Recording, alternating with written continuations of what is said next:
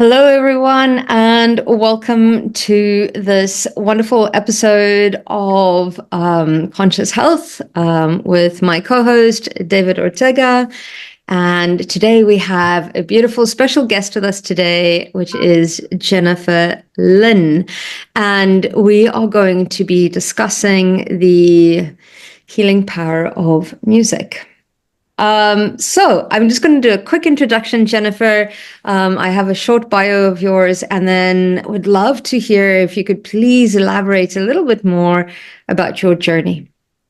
Let's jump into that. So Jennifer is a certified music therapist in the US and Canada, and she holds two master's degrees. So one of her masters, a Master of Music in Flute Performance from San Francisco Conservatory of Music, Master of Arts in Music Therapy from New York University. And Jennifer was a tenured professor of music therapy in Manitoba and is now based in Vancouver, British Columbia. And she's been running retreats herself, as well as being a guest of other retreats. Jennifer is also passionate about sharing music with others and is creative in developing musical experiences for a variety of ages, abilities, and backgrounds. So tell us a little bit more about your journey, Jennifer. Yes, thank you, Natasha, for the introduction. Hello, everyone. I'm so glad to be here today.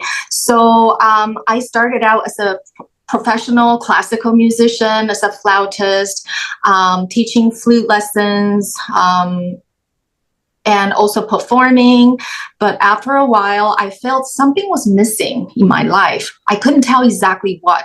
At that time, I was doing a lot of volunteer work in different hospitals. So someone told me about music therapy. Say, hey, have you thought about combining your passion, which is music, and helping others at the same time? I said, oh, that's fascinating. So I did some research, but back then, internet wasn't the thing. So I had to dig pretty deep on my own. And I found out about music therapy as a profession. But it takes time to go back to school to get the degree and to get certified to practice music therapy, just like any therapy professionals.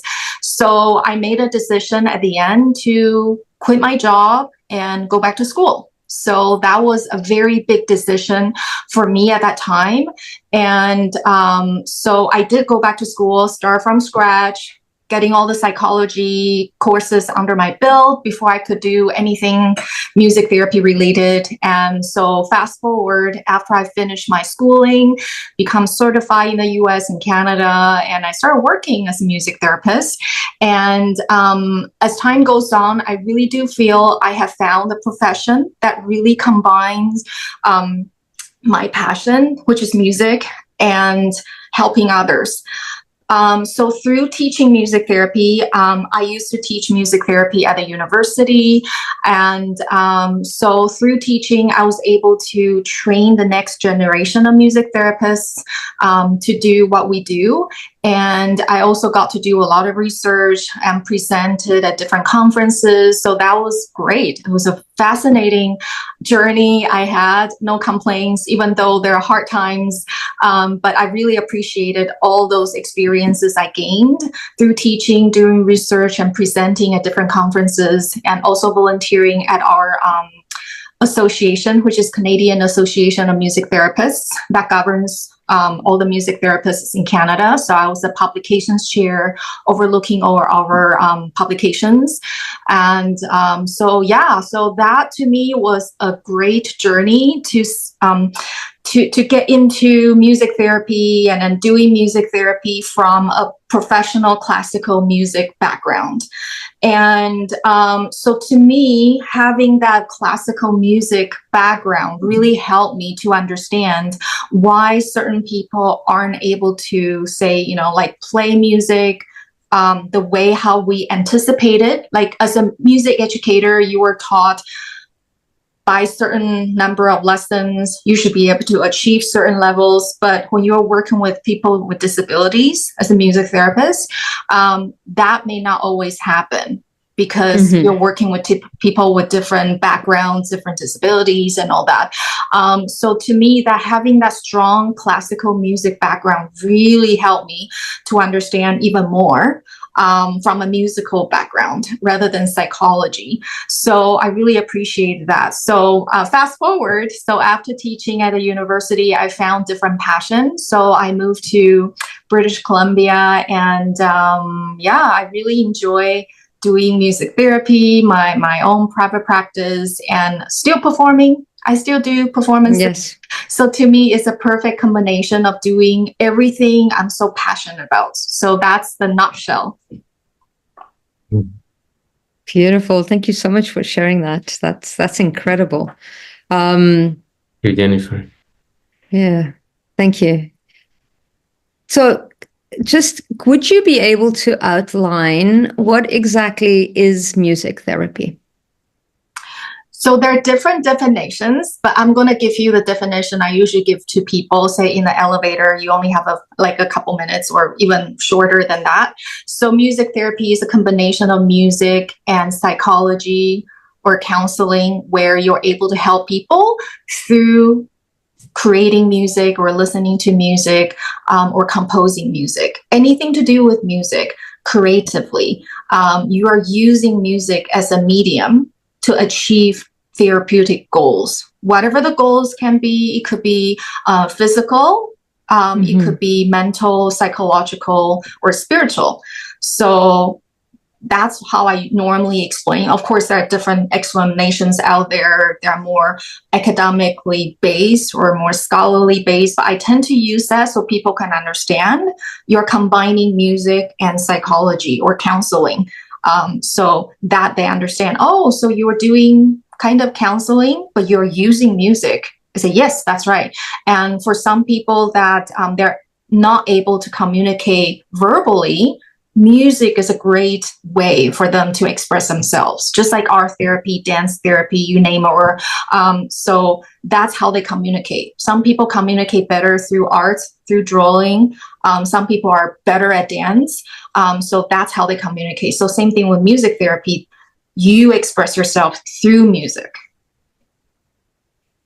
So I'm curious now of how do you start with a person? Let's say that they I don't know. Let's pick an age group, and let's say that it's around from his or her 20s to her 30s, and she has anxiety problems. How does it work, or how do you start allowing that person to resolve those anxious symptoms? Yes, that's a great question. So, of course, as a therapist, we'll do assessments, just like when you go into a psychologist or a therapist or even physiotherapist, they always do assessment. We do the same thing. So I'm not going to bore you with exactly what we do in those assessments, but basically we assess where they are at the moment when they come into the room. And our music is going to target that frequency. If we are using all the spiritual terminologies, we're going to start with exactly that frequency. So if that person is very anxious, then we're not going to start with music that's very calm, like super slow or very just like melancholy. We will start somewhere matching that frequency. So that nervousness, that anxiousness, we're going to start something like that. So the tempo, it wouldn't be so slow, it will be somewhere around there, but it won't be super fast either. So that's where we're going to start musically speaking. So of course, I'm assuming this person knows how to communicate themselves verbally. They have no developmental disabilities. So that way we can assess through verbal conversations. Then, so of course, I'm going to find out, are you more interested in trying out music that's more active playing? So you and I both playing, or are you more interested in just listening? Or are you more interested in composing music? And whenever we say composing music, that sounded so big, in people's minds. Oh my gosh, I can't compose. I said, no. Let me change that word. So how about we change the word to creating music together through writing them down on a piece of paper. And you don't have to worry about writing them down. I will do the work. So we can both create the music together on paper. If you don't feel like doing it through music, that's another way of doing it. Or sometimes you may say, hey, wait a minute, I don't know much about music, but can we start by just discussing about it? So sure, let's discuss about it. So because of our training, we do have training in some counseling techniques. So we're able to do that. If people choose to do some talking before we dive into some musical experiences, that's definitely okay.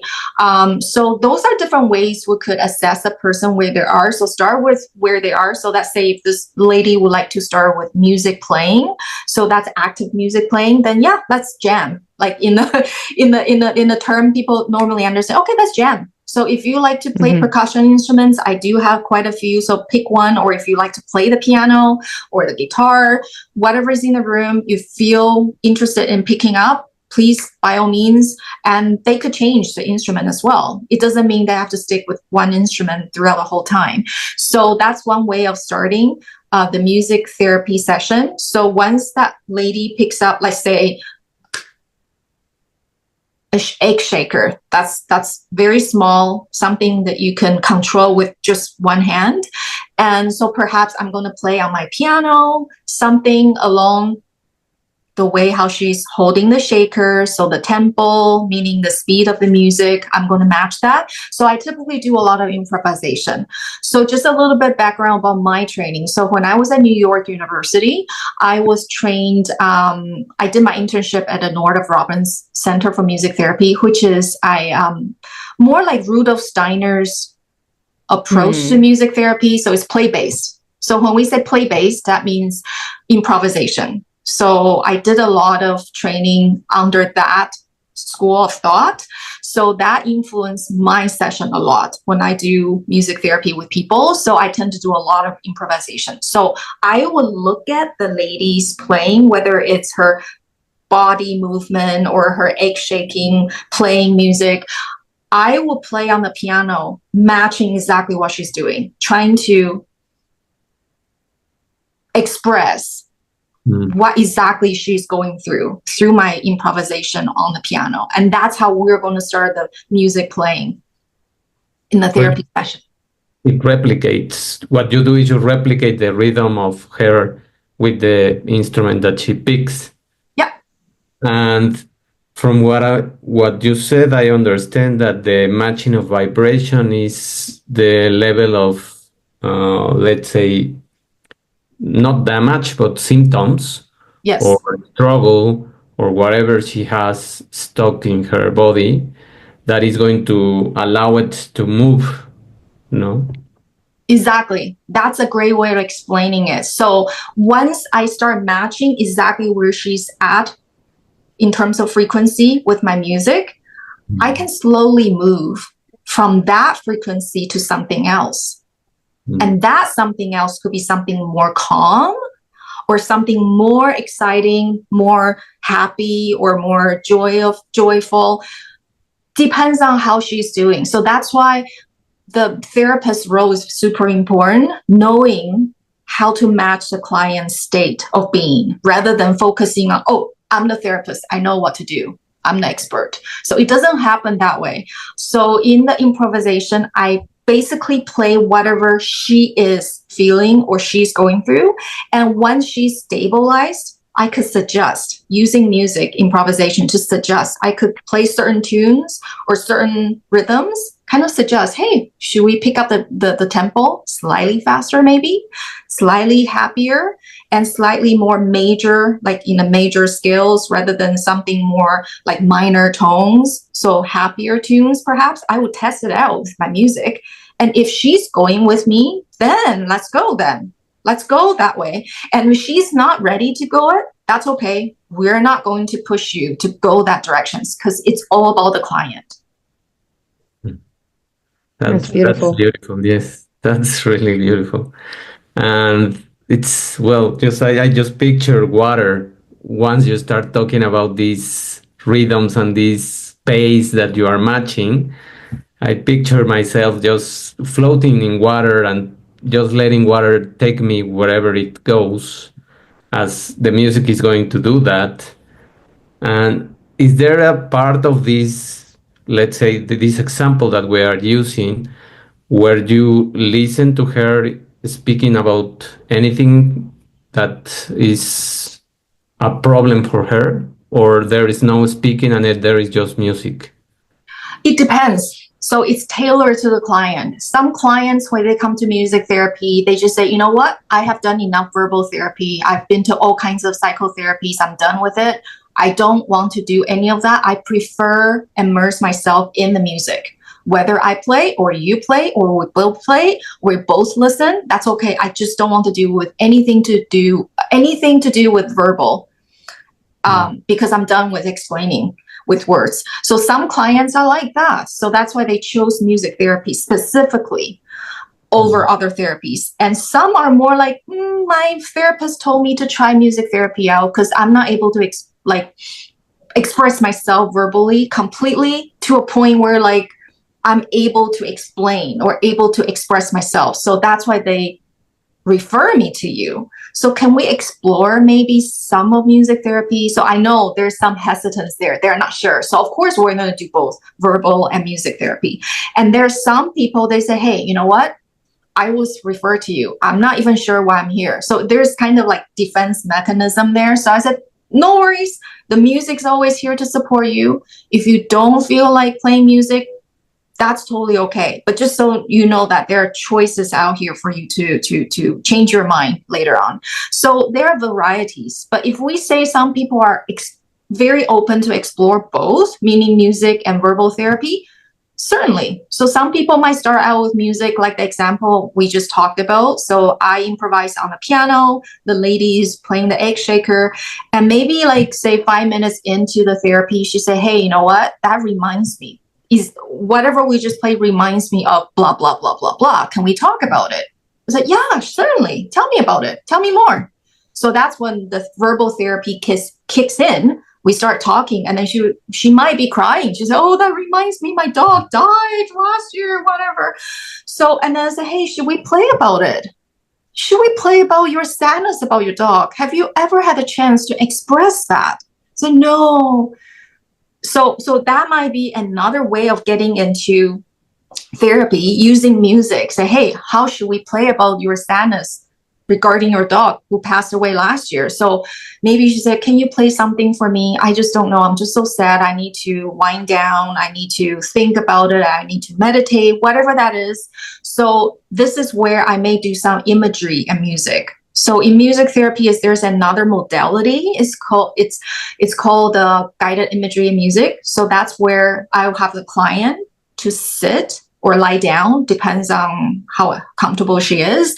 And then I'll be playing music, whether it's me on the piano again, or me singing, or using pre-recorded music. Nowadays we have Spotify, so it's much easier than CDs. Back then when we first started with CDs. So that will be something I could do with her. So that's more like she's listening versus she's playing with me. So through that, either she's not talking, she's in a meditative state, or I could be guiding her through the music. So it's almost like when we talk about meditation, when you go, like Natasha offers a lot of meditation sessions. So it's kind of like that, but I use music rather than just verbal guidance. So that's the difference there. Wow. Beautiful. The power of music is incredible. And I'll never forget when I was in high school, we had a school trip that sent us out to a place called Lesotho. And it was incredible because we kind of like were immersed in one of the African tribes.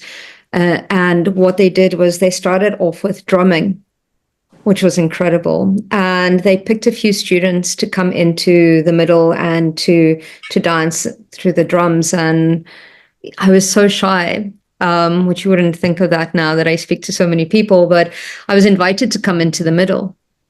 And I just got so entrenched in that heartbeat of that music that when it stopped, I was actually quite disorientated. and I couldn't remember where I had sat, but that was incredible because for that space of time, I remember it's almost kind of like my body dissipated and I just became one with the music. And ever since then, I've actually realized the power of music, because I think we tend to brush it off in one way or another. And yeah, it's incredible. And then since then, I've done a lot of kind of like, in the alternative kind of like healing aspects in sound baths and working with kind of the drums and all sorts of things. But I find it very fascinating that you mentioned Rudolf Steiner.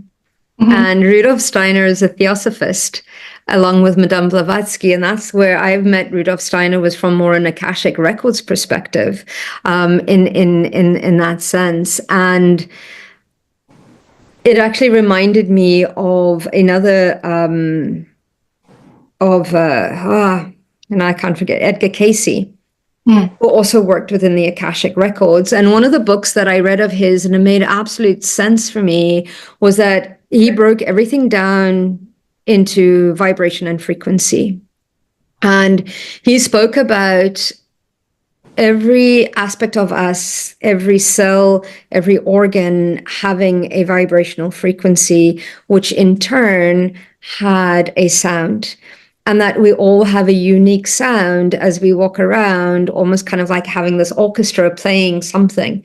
And when the tone is off or the timing is off, or when there's dis-ease or discomfort, it means that one of the frequencies within those organs is not in alignment. And I think it's beautiful that you can use music to not only connect in with the mental and emotional aspect, but really release trauma from the physical structure of the body, connecting into that vibrational frequency. Is that something similar that you found, or how that you look at it from that perspective? Yes, there's a particular modality of music therapy. So let me back up a little bit. So music therapy, just like any other field out there, the different approaches, different school of thoughts, just like psychology, you have Jungian, Maslow, Freudian, all that stuff. So same thing with music therapy. So one approach of music therapy uses toning. So when we say toning, that means you could use your own voice, whether it's me, the therapist, or you yourself, the client, or others joining the group. We use toning, like different tones. You focus on specific body part, and that's what you're working on to get activated, whether it's activating that body part, if that body part is not functioning well, or maybe it's overstimulated, whatever that is. So we use toning. So that's a specific training that some people might want to go through after graduate school. That's postgraduate school training. So there's specific therapists out there who do those kind of training. They certify people to do that. So I was exposed to that quite a bit back in New York. So I did some of that. So some people might find it fascinating. That's what they wanted to do, focus on toning, using their voice rather than instruments. That's beautiful, because that takes me back to the ancient Egyptian times, when they used those toning in their healing chambers as well, and which is fascinating in that aspect of toning people to, even within the energy centers, the chakras, to activate them, whether it's overactive or underactive. So yeah, I find that very, very fascinating and incredible as well. And same thing with drumming. Drumming is also very much what we do as well as music therapists. We do have drum circles. If you go to hospitals or senior homes, some senior homes, depends on how active those seniors are. Some are not so active. And then, of course, school settings, usually if you have a music therapist there, they will request drum groups, like drum circles, where they can do the drumming together in a group. So I find that people really like the drums, whether it's hand drums or those like big Congo drums. They really are drawn to it. And I could totally understand it, because it's the vibration. You feel it, not just from the sound itself, but even just touching the membrane of the drum. You feel it. You totally feel it with your fingers. So yeah, definitely drumming, toning, those are all different ways how music therapy can be assessing to people's inner heart. Because I think a lot of times when people come into therapies, whether it's music therapy or traditional clinical counseling, they don't know what's going on. Usually it's I don't feel good, but what's the root cause? What is it? I think at the end we have to ask your heart. We all have to ask ourselves from the heart, what is going on? So I think music, whether you like active music playing, drumming, toning, or just guided imagery, whatever the approach is, at the end of the day, it's all about accessing your heart, asking yourself, what is it? What's the root cause of all those miseries or all the issues you have? That's funny and surprising. And synchronicity is that the heart is working as the director of the orchestra, no? It has to level the other organs or sense the other organs in order to so that you feel what is stuck in your body, and then that frequency is going to be, as you mentioned, match, or you are going to pick certain instrument that allows you to move that energy, no, from the organ that you are having symptoms with. So that's really interesting. And no wonder I think that when we watch a movie, the frequencies and the tone of the movie matches the level of expectation that we want. No, if it's a thriller, if it's something that needs to scare us, they quickly change the music, and the music by itself, without watching, it triggers you and it makes you feel fear. Or if it's a romantic movie, you listen to the violin and to things like that, and you imagine and you picture that everything is romantic, and you need to listen to those tones whenever you fall in love or whatever happens. Yeah. So it's really funny because music, it's taking us through the emotions always, I think. And without boundaries, I just want to add that, because without language barriers, without any boundaries whatsoever, doesn't matter where you're from, whether we can communicate verbally or not, that's not an issue. It can always access to us, to the heart. Yes. Beautiful. Yeah, I used to watch scary movies like this because of the sound. Yeah, if you don't listen to the sound, you are not so it's scared. Not so scary. Yeah. So I don't watch scary movies anymore. But it's true. I did go to a lot of theater, and I used to go to a lot of ballets and things like that. And just the orchestra, I would actually bring, like, there would be like this overwhelm of emotion that would actually bring tears.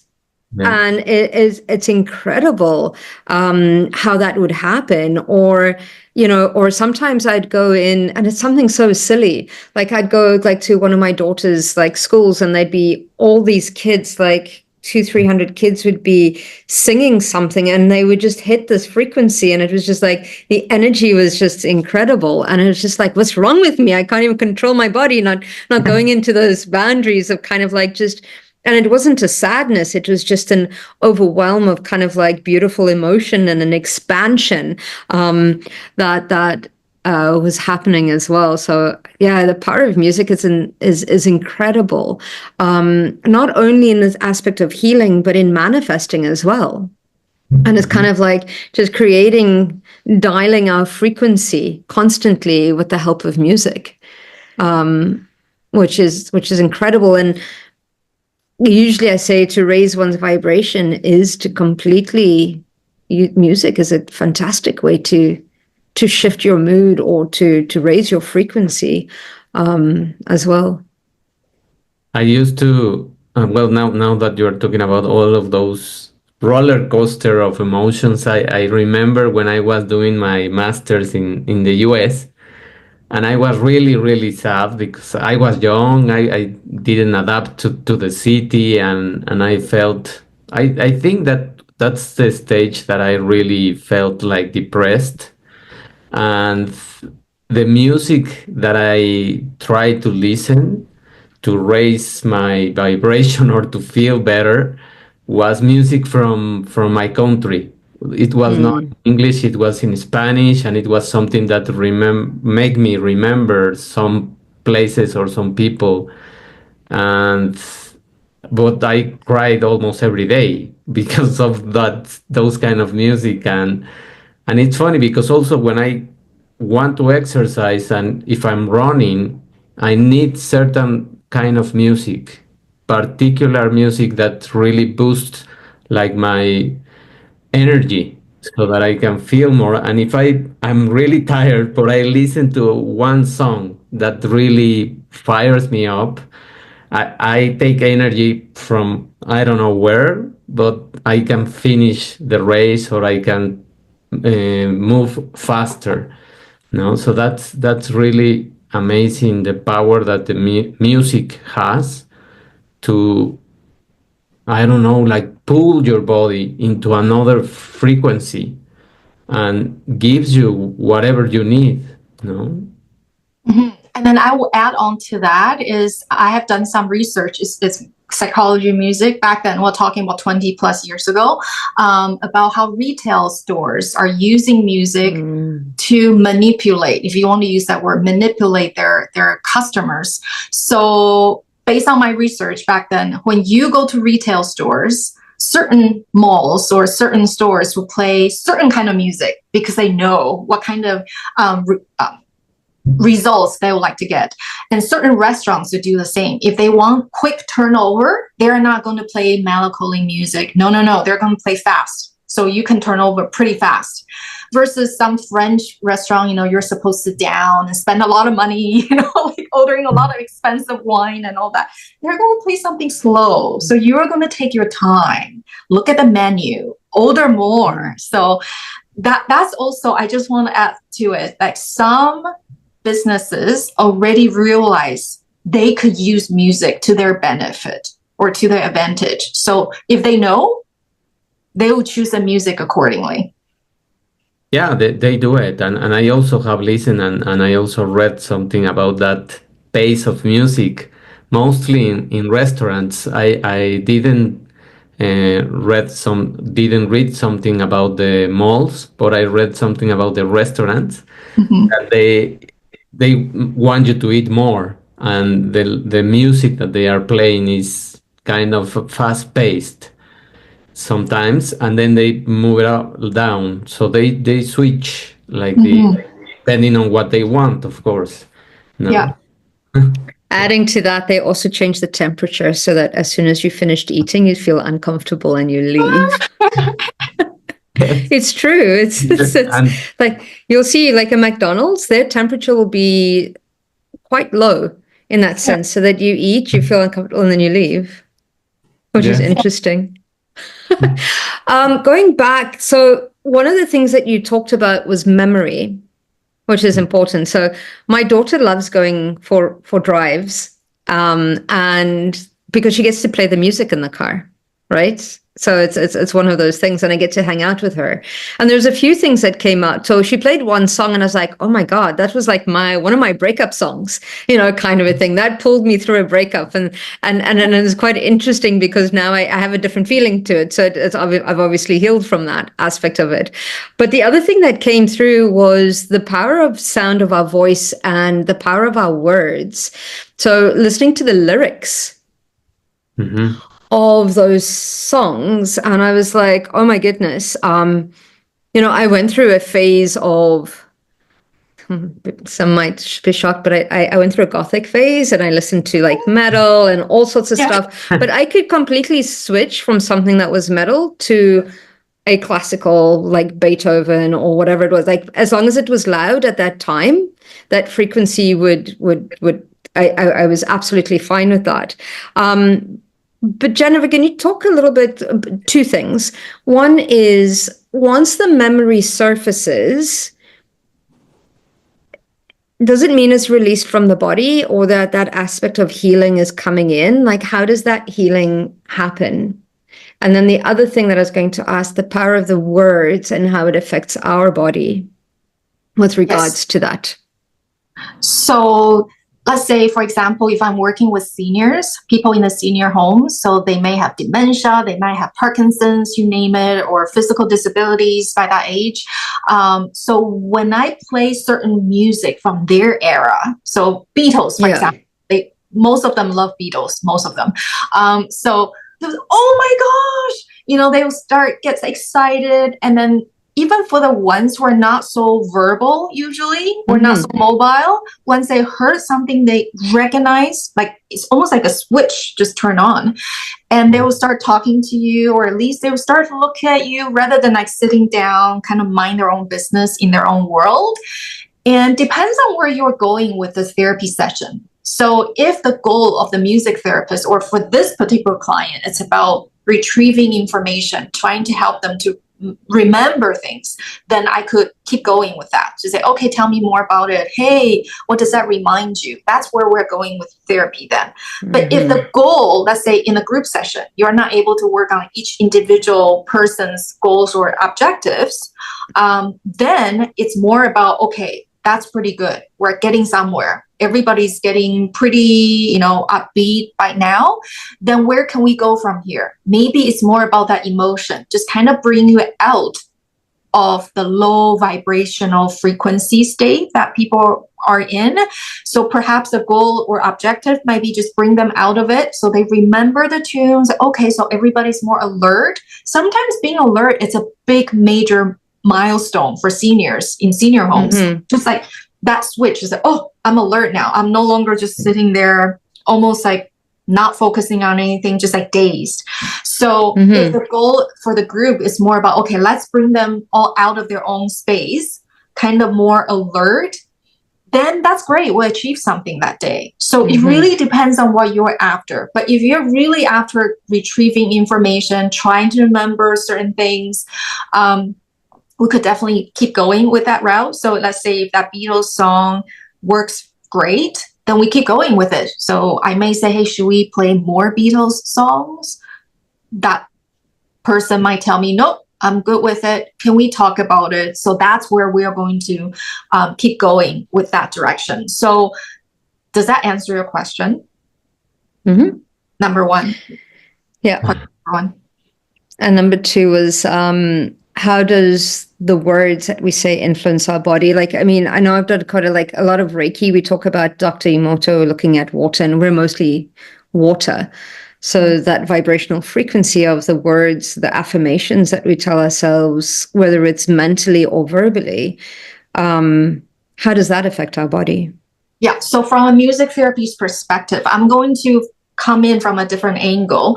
So because when we say lyrics, that means music in the words in the music. So for some people, the lyrics don't mean much. For some people, to me, lyrics is not the major deal breaker here. It's more about the melody. So for some people like me, for example, the lyric doesn't mean anything. So even though the song is so beautiful, it's like, it's nothing. So what we do in music therapy is called lyric rewrite. So we're going to rewrite the lyrics, even though with the same melody line, whether this is like a popular music, it could even be like a heavy metal, if you like heavy metal, or classical, or movie music. A lot of times we use movie music because people just love it. Let's say if you're working with children or teenagers, they might love cartoon music. So we might rewrite the lyrics. So I'm going to give you an example that tends to work pretty much all the sites I'm at. So if we're working with people with developmental disabilities, whether in their senior age or adulthood, they love the song from Sound of Music. It's called My Favorite Things. This always works, like always 10 out of 10. So what I will normally do is change the words. So we're going to do the rewrite all together as a group. We're going to rewrite the lyrics. We're not going to use exactly the words that's written there originally. And once we rewrite those lyrics, those words, and we sing together as a group, it means something more to everybody because they all contributed. So to me, I could see the vibrational frequency being raised up because it means something to them, finally. Rather than something is pre-written by someone else, doesn't mean much, even though the tune, the melody is great, the rhythm is great. So that's how I would explain. In order for the words to mean something, like really, really mean something to you, to have an effect, that all those words supposed to speak to you. If they don't, it doesn't mean much. So that's why as a music therapist, we need to be very flexible in terms of changing those lyrics, to change those words, to make them mean something for the client. And I was thinking, if you have a session and then you apply these different frequencies and you start playing, and the client in that moment, let's say, as you mentioned, they can cry or something happens. Have you seen that frequently when you start these sessions, do they have changes in their body? I mean, do they detoxify or they have some process afterwards? Yeah, so it depends on what you're working towards. So with our assessment, so we would usually have goals and objectives. So if your goal or your objective is about bringing that person out of the misery or out of the anxiety by the end of each session, if that's your objective, then of course I'm going to make sure, we start with wherever you are when you walk into a door, but by the end of the session, you shouldn't be as anxious as when you first walked in. So that will be something I will work on. But let's say if the objective is not about that, it's more about going with the flow, going with what that person is, just to have a space for that person to express themselves in a supportive environment. If that's the objective, I'm not going to do so much about, I must bring you up if you're so sad about certain things. I'm going to let you express. If you need to cry, but I'm going to be there to support you all the way through, whether it's through music or through my words or through our collaboration, whether it's guided imagery or it's more about toning perhaps, or just playing music together or lyric rewrite, composing music together, whatever it takes. Then it's more about letting you express. So expressing yourself, it may not be a bad thing. So I think sometimes people have this idea about therapy. When I go into therapy, an hour later, when I come out of it, I must feel great about myself. But if you think about it from a psychotherapy perspective, because I was trained in psychotherapy, that's quite different, because psychotherapy is about delving into that inner core and to really feel the feelings of whatever you're experiencing rather than repressing.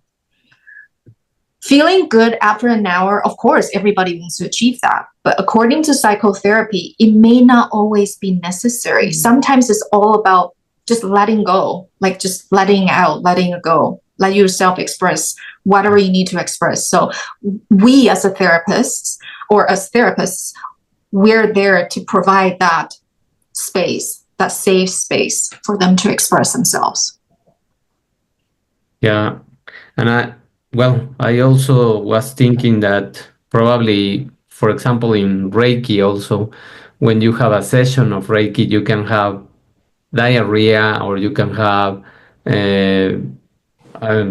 vomit, or you can have something that you reflects that your body is detoxifying about something. So have you seen that sometimes for people it happens with music, or it doesn't happen? In the session, when people are really sad or trigger, like the music trigger something inside of them that they've been holding on to for so long, they will sob, like really sobbing so hard in the session, and which is okay. Like we understand any kind of therapy, is part of the if you want to use the word detoxification, that's part of the letting go. So I wouldn't try to say, okay, don't cry anymore. No, cry as much as you need to, as long as you feel okay and safe to do so. And of course, when they're not going to cry forever. I mean, only for a little while. And then so from there on, we're going to assess, So where are we going from here? Like, are you pretty much okay with what you just let go of? Or do we need to delve even deeper into it? Do you need more support? So that's where our training comes in. Okay, we need to be able to tell what the client needs. And then we're going to go from that angle and then to support the client until the end of the session. Okay. Jennifer, what do you think about tools like tuning forks, or, I mean, the didgeridoo is also something that's like quite an interesting, I mean, they talk about this frequency, and I suppose it's just like the drum or anything else, but what do you think about tools like tuning forks and crystal sound bowls and things like that? Based on my training as a music therapist, we didn't go too much into the tuning forks or the sound bowls. Those are, to us back when I was in school, there's, oh, that's more new age stuff. But it doesn't mean that you cannot explore, you cannot use them. It's just when we were trained in music therapy programs back at universities, they didn't teach us much about tuning forks or all that stuff. So it's more later on when I became a professional, I explore on my own and say, hey, that's interesting. We didn't get training on any of that, but I would love to know more about it. So I do know that myself, I'm pretty open to the sound bowls, because I could see how beneficial that is because of vibration it makes. Mm-hmm. However, for me, I'm quite sensitive to sound. To me, it's too loud. Like any kind of sound bowl, to me, the vibration is just too much. Like it actually hurts my ears. So I don't use them myself, simply because I couldn't stand them myself. It's too strong. Like the sound volume, too much for me personally. So if I'm not able to use them or to take on the volume of the sound bowls, I can't help my clients using that. So I don't do it. But the tuning forks, we didn't get any training on that either. But I know there are some spiritual teachers out there or spiritualists, they do use them, but I just don't know much about it. Yeah, no, it's because some of them will vibrate at a certain frequency. So I know that, for example, I think it's like is it 528 hertz? It really resonates with love. And a lot of the times connecting into, so I tend to find if somebody is having a lack of joy or love or for themselves, it's finding those hertz of frequency to help to raise that frequency. And thinking about it now from that perspective of frequency. So when somebody is doing, say, for example, a Reiki healing, the person is providing the opportune frequency for the healing to be allowed. Right. So it's not that we're doing the healing, but we're providing the opportunity for that healing to be done. And it's up to the patient or the person on the table to match that frequency. So I'm wondering if that works the same with the frequencies of music, in the sense of providing a float of that frequency because it has no boundaries. I'm wondering if that works in the same way, or is it because it has no boundary? Could the patient or the person still reject the healing, even though it's music? Yeah, I can give you the group session example. So when some people, for some people, they choose the group sessions rather than individual, simply because they have reservations. They don't believe they need therapy to start with. But they know deep down they need help, but they just don't want to admit it. So in those situations, like even in institutions, let me give you some examples. So when I go into different institutions, they already set up different group times on their schedule. So people can choose to come in or not. It's up to you. So you could tell some people, they come in, they're angry, or they don't really want to be there, but they just want to check it out. But deep down they really want to be there, but they just kind of show it differently. And so their frequency, I wouldn't say very high when they first walked in, because with that kind of attitude, but you could tell they really enjoy just being there, even just kind of like being part of the group, whether they really wanted to participate actively or not. But seeing other people picking up instruments, playing things with me as their therapist, and sometimes they might just kind of sit down and kind of pick up like a little hand drum, kind of start playing with us. So by the end of the session, I could tell as a music therapist, it's pretty good. he's doing well. His vibrational frequency has raised up quite a bit compared to when he first walked in. So I think I'm answering your question in this way, in a way that some people may not realize that, but by just being there or just checking it out, they call it, I'm just checking it out. They might stand like right at the door, just, I'm just checking you out. It's okay, please do, check us out. And then there's our chairs, instruments, feel free to help yourself. By the end of it, his vibrational frequency completely changed without having actively say, I'm participating in your group. So that's a different way of seeing how people are changing their vibrational frequency. Beautiful. Which is what happens when you go also to a concert that probably you didn't want to go, and after 2 or 3 songs you are singing and you are laughing and you really change your mood just because of the music, no? And many examples of those places where you go by force and then you leave with a smile and you raise your frequency, no? And what can you say about the solfeggio frequencies? How were you trained in those frequencies? Do you know something about them? Solfeggios? Yes, the solfeggio. No, we didn't talk much about solfege frequencies. It's more like in music theory, we talk about solfeggios, and that's about it from an educational perspective, not necessarily from vibrational frequency perspective.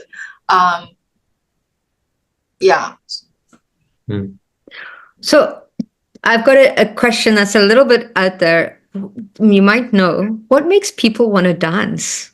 What happens within our physiology that when we hear music that we want to move, even if it's just tapping our foot, there's some sort of a movement within us.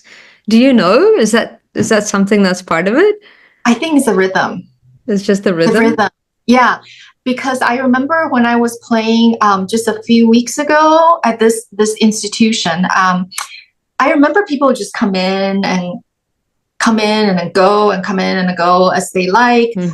So the population is developmental disability. That's a population. So your people aging from teenagers to children, children, teenagers, adults, and some seniors.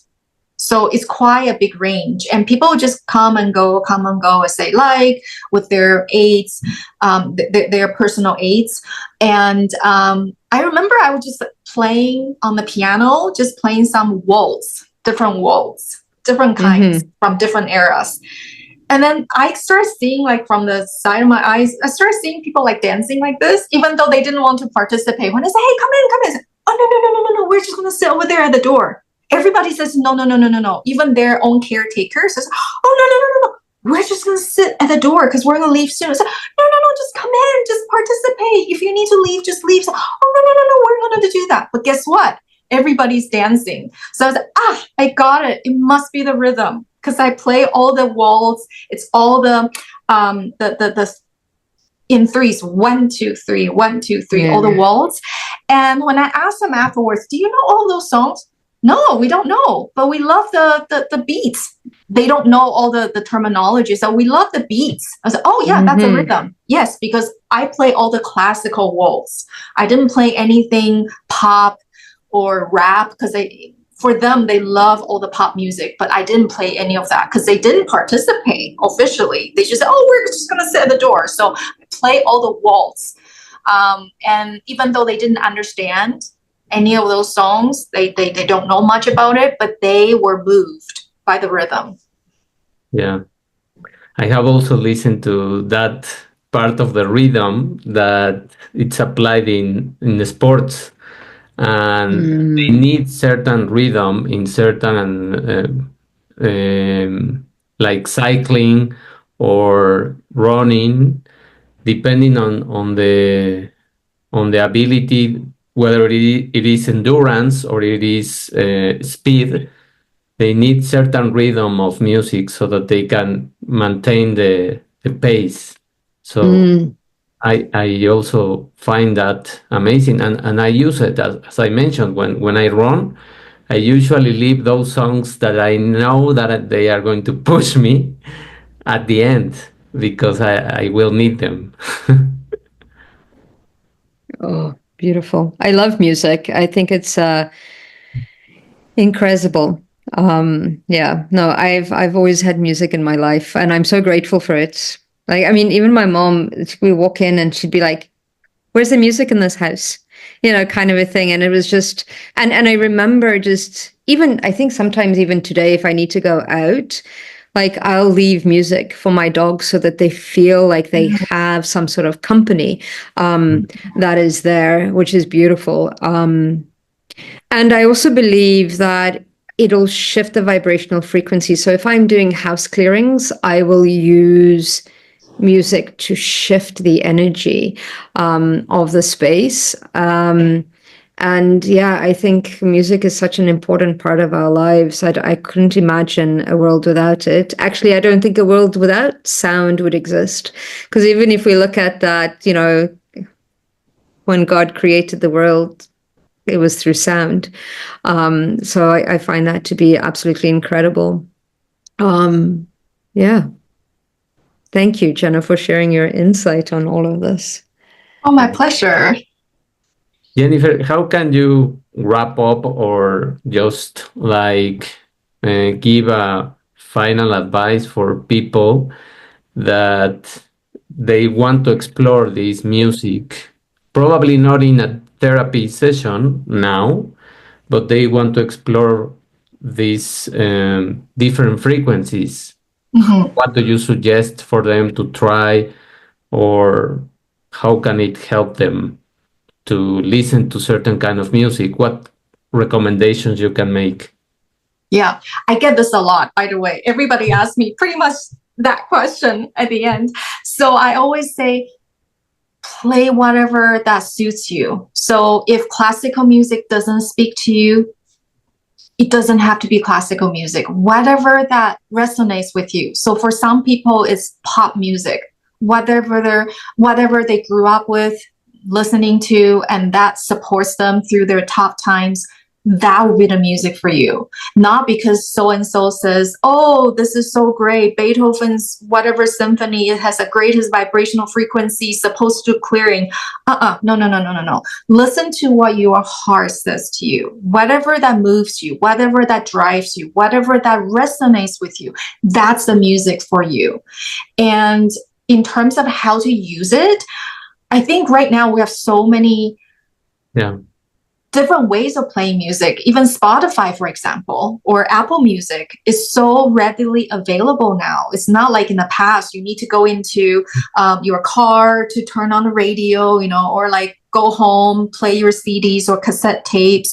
So now it's so readily available, just whatever that works for you. And at the time that works for you, don't play whenever you feel like, oh, people told me when I'm sad, I must listen to music in order to get myself feel better. No, no, no, no, no. There's no musts, shoulds, any of that. So whenever you feel, even when washing dishes, if that's a time you feel suits you most, then play music during washing your dishes. If cleaning and listening to music works for you the best to get yourself out of that misery or whatever you're going through, then do it. It doesn't have to be like, I have to sit down on my couch, leaning against the sofa, making sure my feet are up, making sure I put on headphones. None of that. So I tell people there's no such rules, nothing. So whatever speaks to you, whatever works for you, that's the best music therapy for you. And everybody can do it. Everyone. Thank you. Beautiful. Thank you so much. Thank you for being on this podcast today. Thank you for sharing your knowledge and wisdom with us and with everybody that watches. Thank you, David, for being a great co-host. And yeah, it's been absolutely wonderful. Thank you so much, Jennifer. Thank you. It's my pleasure. Thank you, everyone that is listening, that will listen. And just, I always encourage people to ask questions and to contact the guests. So where can people contact you, Jennifer? How can they find you? I don't have a website at this point, but I can provide you with my email. So if people want to contact me, they can contact me via email.